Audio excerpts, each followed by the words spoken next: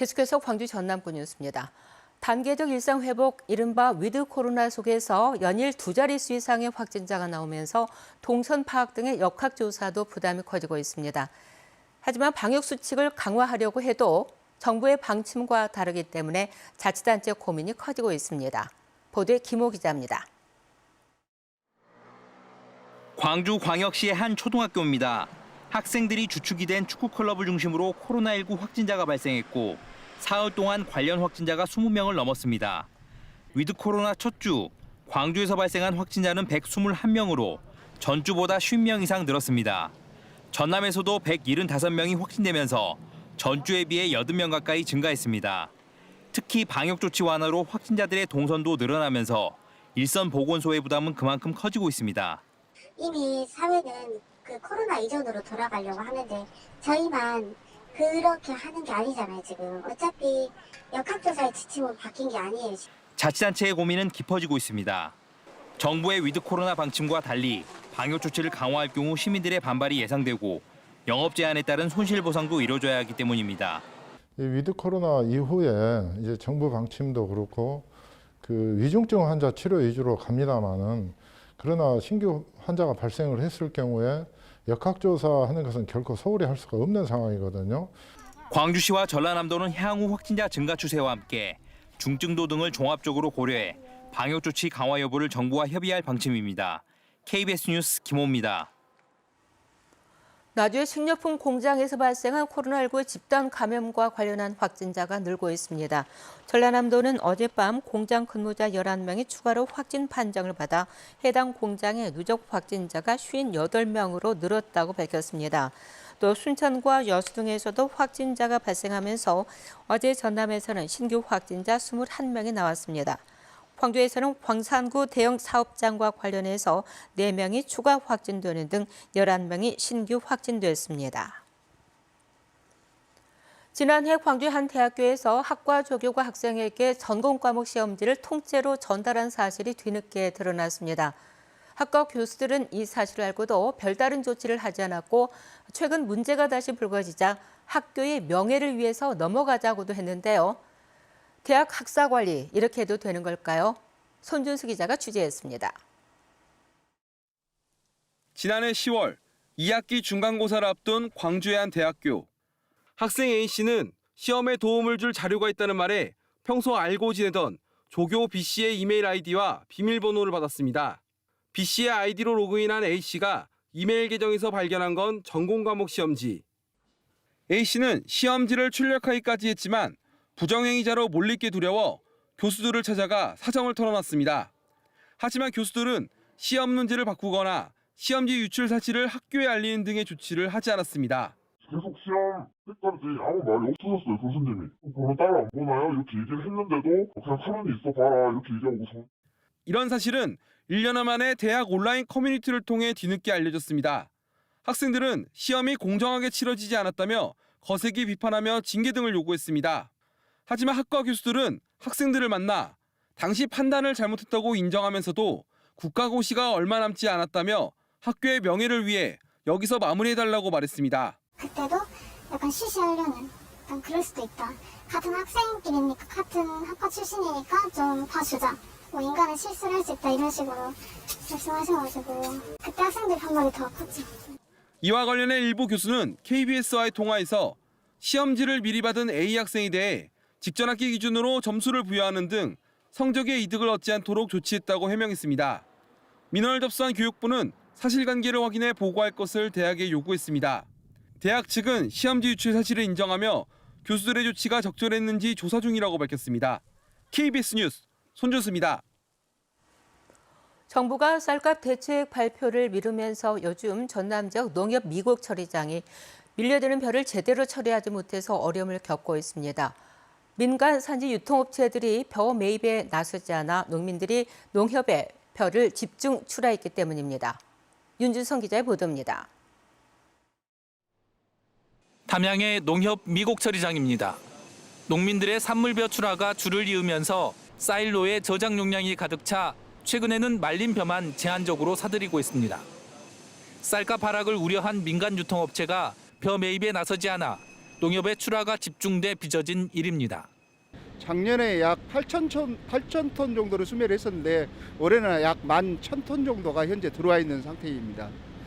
예전보다는 한 25% 정도가 지금 순증돼 있는. 실제 전남 지역 농협의 벼 매입량은 지난달 29일 기준 20만 8천 톤으로 전년 같은 때보다 42% 급증했습니다. 우리 농협에서는 농민이 원하는 대로 다 수매는 하나 어쩌고 됐든지 정부에서 시장 경제를 해야만이 농가 소득도 향상이 되고 쌀값도 어느 정도 안정이 될 것이다.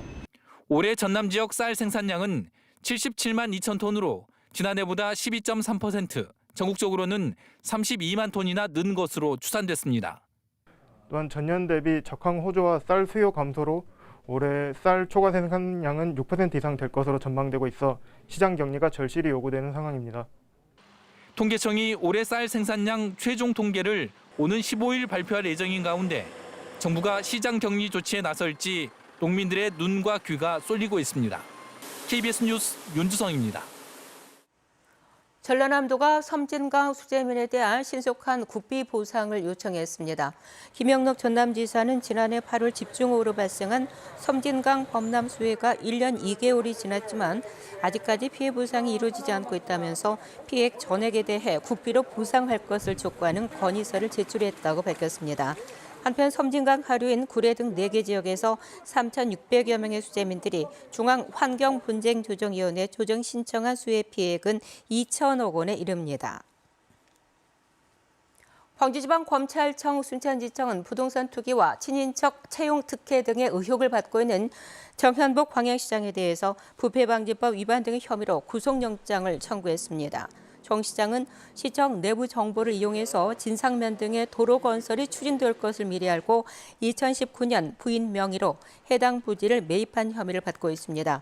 정 시장에 대한 영장 실질 심사는 이르면 오늘 열릴 예정입니다.